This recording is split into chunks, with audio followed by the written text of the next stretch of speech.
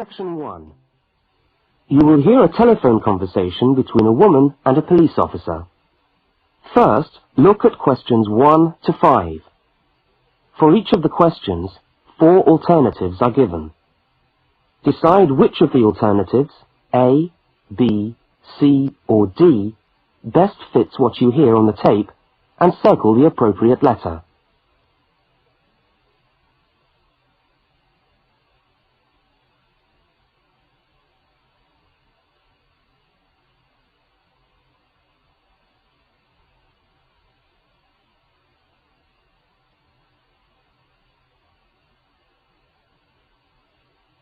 You will see that there is an example which has been done for you.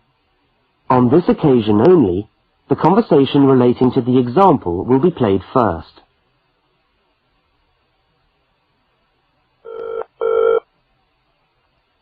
Good evening, City Police Station. Can I help you? Oh, hello. I'd like to report a stolen briefcase, please. Just a minute and I'll put you through. The woman says she wants to report a stolen briefcase, so A has been circled. Now we shall begin. You should answer the questions as you listen, because you will not hear the recording a second time. Now listen carefully to the first part of the conversation, and answer questions 1 to 5.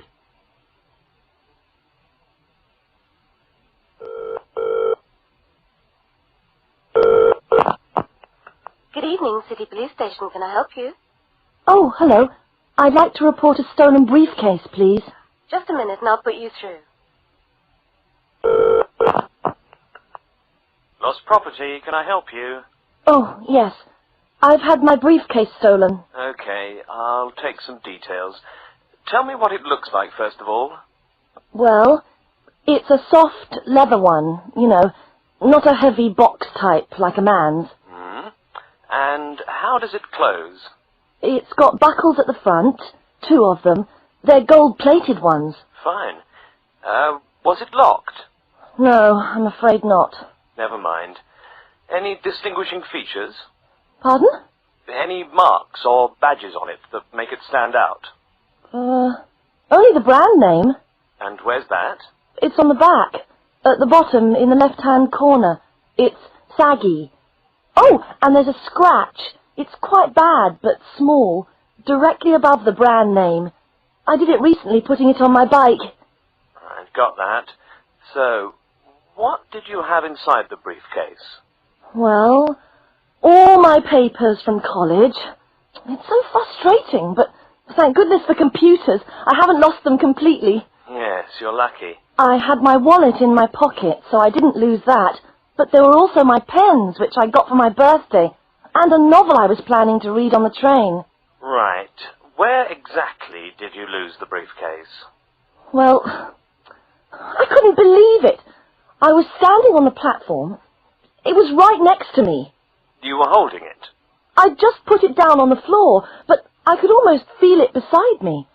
I was watching for my train because sometimes it comes early, and then next time I looked, my briefcase wasn't there. And what time was this? It must have been about 5:20. No, a bit later. I'd say 5:30, because it was just getting crowded, and the train normally comes at about 25 to 6. Before they continue their conversation, look at questions 6 to 10.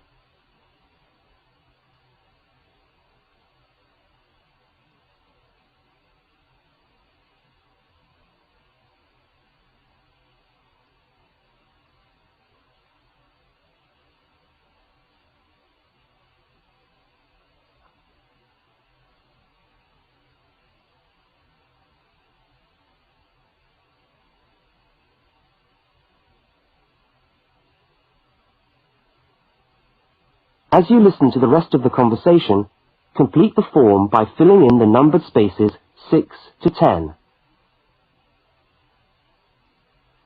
Right. If you'll just give me some personal details. Yes. What name is it? I'm Mary Prescott. Can you spell that? Yes, it's C-O-T-T. And your address? Flat 2, 41 Fountain Road, Canterbury. Fountain Road. Yes, number 41. And have you got a contact telephone number? Yes, it's 752239. 752239. Fine. One last question. What would you say the value of your briefcase is? Including the contents? Yes. Just a rough estimate is fine. Oh, I'm not sure. Well, the briefcase itself is quite new. I bought it last month for £40. I suppose about £65. The contents are worth about £20 or £25 at least. That's fine. Well, if you could come down to the station tomorrow, you can sign this form and have a look at what we've got here.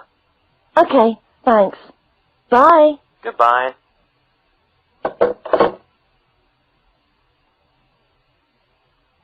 That is the end of section 1. You now have half a minute to check your answers.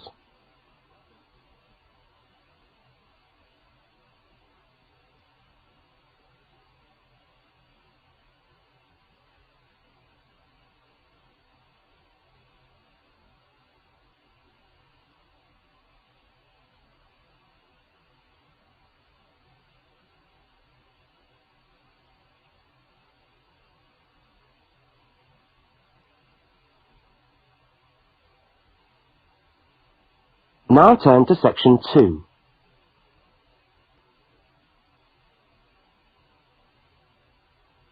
Section 2. You are going to hear a news report from an Australian radio program. First, you have some time to look at questions 11 to 13.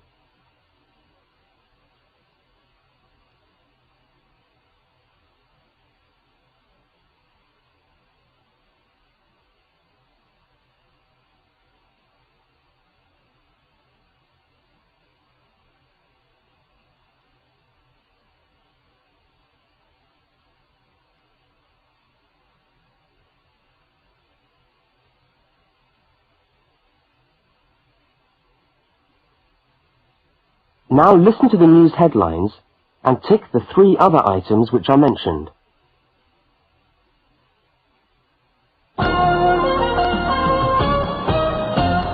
This is the 6 o'clock news for Tuesday the 25th of November. And first the headlines. The Prime Minister has promised to help the drought-stricken farmers in the northern part of the country who haven't seen rain for nearly 2 years. And in Sydney, a group of school children are successfully rescued from a plane which landed in the sea shortly after takeoff. Transport workers are on strike in Melbourne over a pay claim, and the strike looks set to spread to other states. And on a fashionable note, there's to be a new look for the staff of Qantas, Australia's national airline. Now you have some time to look at questions 14 to 21.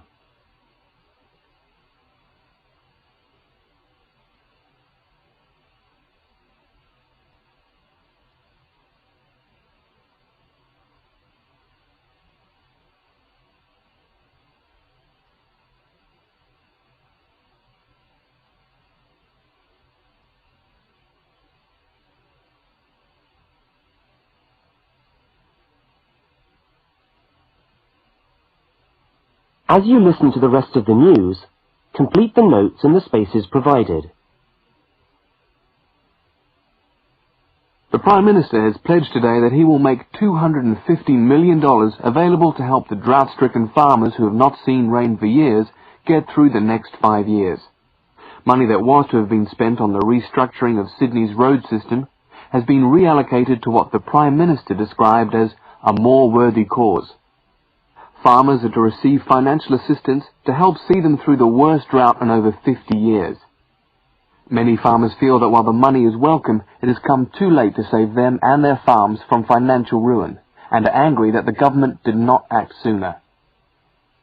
A group of school children who were travelling in a privately chartered aeroplane from Sydney to Queensland to take part in a musical concert found themselves swimming for the shore when their aeroplane had to land in the sea just 3 minutes after taking off from Sydney Airport.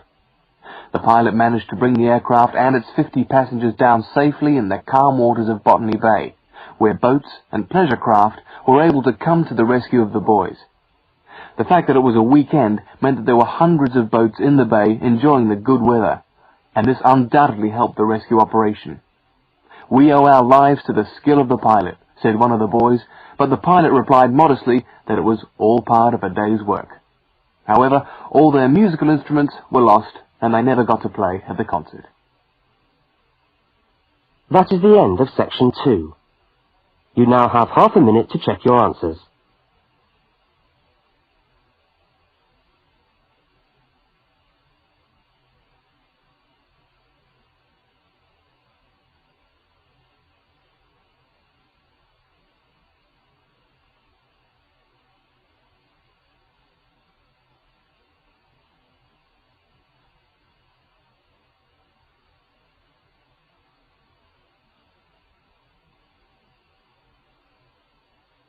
Now turn to section 3.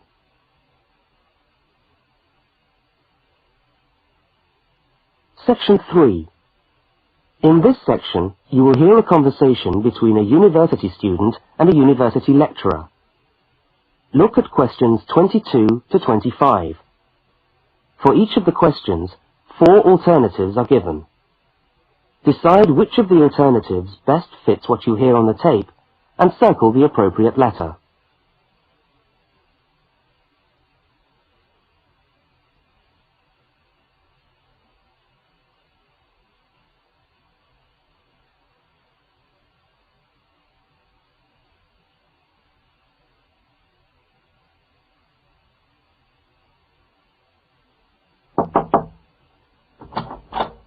Hello. Can I come in? Oh, yes, come in. How can I help you? I was looking for the economics office. I've been all over the arts faculty building looking for it, but I could only find the School of Accounting and Economic History. Is this the right place? Yes, this is the School of Economics. Oh, good. I'm a new student, and I was wondering if someone could give me some information. Well, I might be able to help. I lecture on that program. What do you need to know? Oh, quite a few things, actually. Firstly, how many lectures a week do I have to attend? Ah, well, the Economics 1 course is a double unit. So there are 2 lectures a week and 1 tutorial. Oh. The lectures are scheduled for Tuesday and Thursday. What time? Let me see. You know, this information is all in the handout, which you should have received yesterday at the orientation meeting. Was there a meeting yesterday? I didn't know about that. No one mentioned... Yes, there was. But never mind. Now, lectures are at 4 in the afternoon. Oh, 4's a bit late. I've got a part-time job that starts at 4:30. Well, you can't be in 2 places at once, can you? And attendance at lectures is necessary. We expect at least 90% attendance at this university, you know. 90%? That's high. Do they enforce that rule? Yes, we do. We're pretty strict about it, actually. And what times have been set down for the tutorials? Do you have that information? That's a very well-attended course, so there's a number of tutorial times. Monday, Wednesday, and Friday, all at 9 o'clock. Yours will be allocated at the first lecture. Can't I choose the time? Maybe, maybe not. You'll have to talk to the lecturer on the course. Dr. Roberts is his name. Oh, okay. Now look at questions 26 to 31.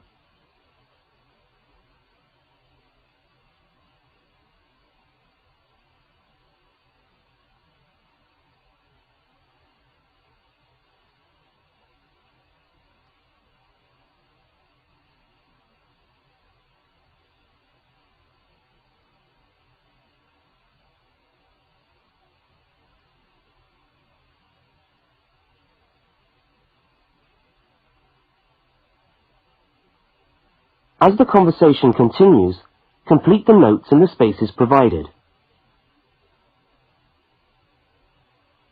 Anything else I can help you with while you're here? Well, yes, actually. Do you know what the course requirements are? I mean, how much work is expected for this course? Well, you have to complete a tutorial paper. What does that involve? Well, it's a piece of work on a given topic based on some set reading texts. You'll have to give a small talk to your tutorial group. Oh, how long does that have to be? Oh, about 25 minutes usually. I have to talk for 25 minutes? Yes, that's right. And then you have to write up your piece of work and give it to the lecturer to be marked. Right. And is that all? No. You also have to complete a 3,000-word essay on a topic. Can I choose the topic? Yes, usually you can. Right. That shouldn't be too bad. And in addition to that, there is an exam. An exam? What sort of exam? Well, it's an open book exam. Does that mean I can have the textbook with me during the exam? Yes, that's right. And can you give me any idea about the content of the first year of economics, so that I can get into some reading? Well, you'll be getting the reading list next week when lectures start. All the books are in the library. Yes, but won't everyone else take them out as soon as they get the reading list too? Well, yes, they might. But most of the important ones are held in closed reserve. That's a part of the library where you can go to read books, but you can't take them out of the building. What did you call that section of the library? Closed reserve. However, we do recommend that you buy the core books. You'll find them useful and you'll need them for the exam. Yes, I suppose I will. But what is the focus of the course? Well, the course at this university has a vocational focus. That is, a focus on preparing its graduates for work. So we're orientated very much towards employment. Oh, so my chances of getting a job are good. Well, provided you get good results. Well, look, thanks for your time. You've been really helpful. That's fine. See you next week, then.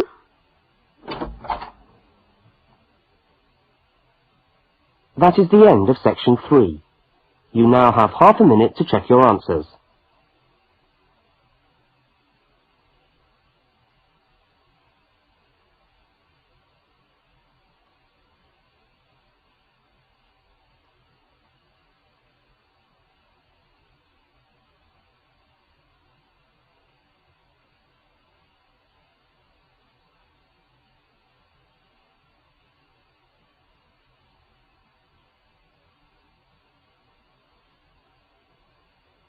Now turn to section 4.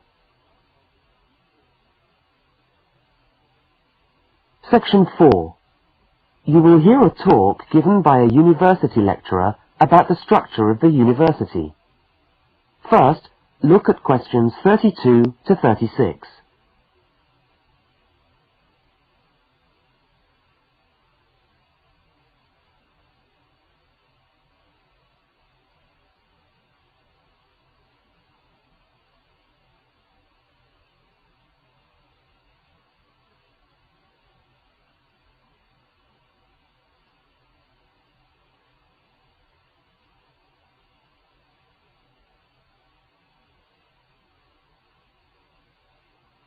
Now listen and answer questions 32 to 36.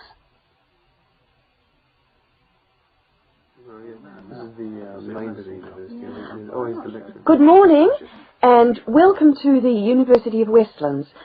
My name is Marcia Mayhew, and I'm the coordinator of the Bachelor of Social Science degree. This morning, I'd like to tell you about the structure of the university and about some of the requirements of the degree that you're about to enter. The Bachelor of Social Science is in one faculty within the university. That is the faculty where I work, known as Arts and Social Sciences. Here on this campus we also have the faculties of Architecture, Law and Science and Technology, among others. It's important to know something about the structure of the faculty because as you go through your course, you may need to call on members of the staff to help you. At the top of the faculty, we have a dean, and below the dean, we have 3 divisions. Each division has a divisional head, and your degree is located in the Division of Social Sciences. Within each of the divisions, there are the departments, and each of these offers the different degrees. For instance, 2 of the departments which offer the major subjects for your award are sociology and psychology.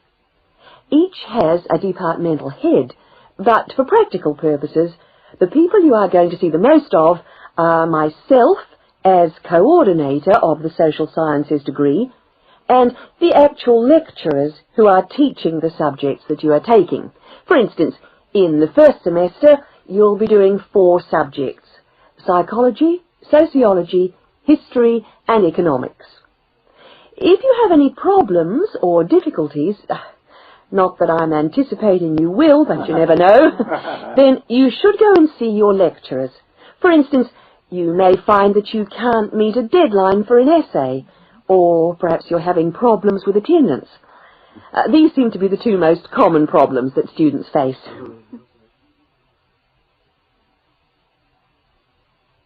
Now look at questions 37 to 41.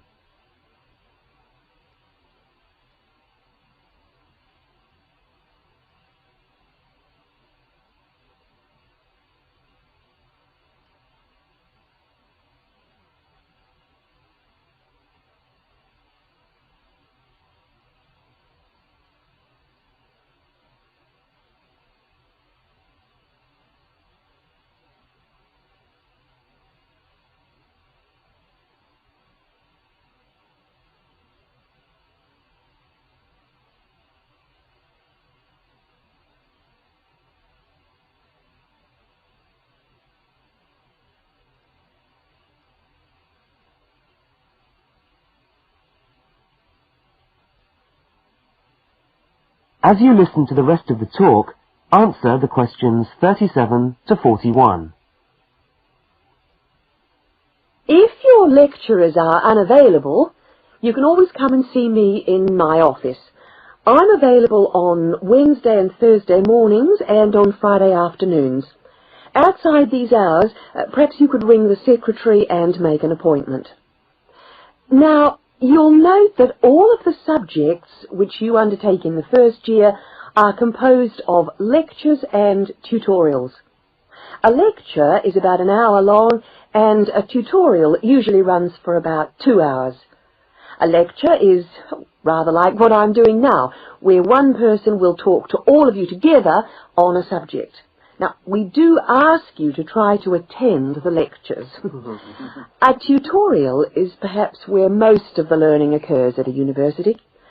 You will be divided into groups of between 12 and 15 students, and each week one of you will have to present a piece of work to the group as a whole, and then the group will discuss what you've said. It's this discussion, this exchange of ideas, which really constitutes the basis of university learning, in my view. Listening to lectures in many ways is just giving you information that you could access for yourself in the library. But the discussion at the tutorial is very important. This doesn't mean that you shouldn't go to the lectures, though. Other factors to be particularly concerned about are the structure of essays and delivery of written material. And in particular, I would like to mention the question of plagiarism. Plagiarism is taking other people's work without acknowledging it. That is, without saying where it comes from. Now, of course, all essays are based on research done by other people, but you must remember to attribute the work to the original writer. And while it's a good idea to work with other people, don't hand in work which is exactly the same as your friend's work, because we will notice. If you don't acknowledge the source of your information, then you run the risk of failing the subject, or in very serious cases, you might be denied entry to the university. Last but not least, stay in touch with us. If things are getting you down, don't go and hide. Come and talk to us about it. That's what we're here for. Right. Thank you very much for coming along today.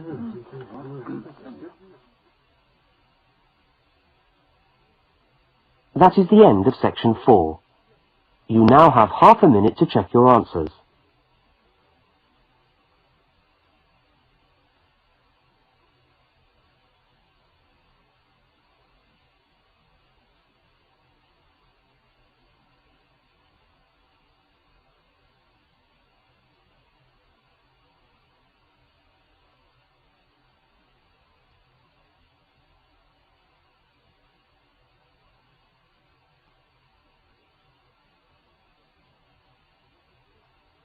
That is the end of the listening